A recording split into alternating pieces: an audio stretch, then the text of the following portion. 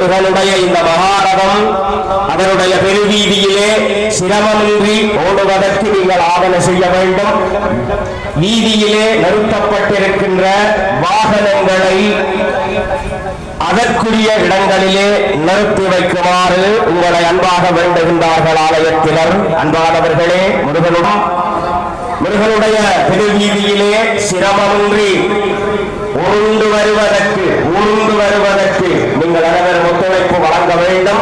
அந்த வகையிலே வீதியிலே நிறுத்தி வைக்கப்பட்டிருக்கின்ற உங்களுடைய வாகனங்களை அதற்கென ஒழுங்குபடுத்தப்பட்ட இடங்களிலே அவற்றை நகர்த்தி செல்லுமாறு உங்களை அன்பாக வேண்டியிருக்கின்றார்கள் ஆலயத்தினர்.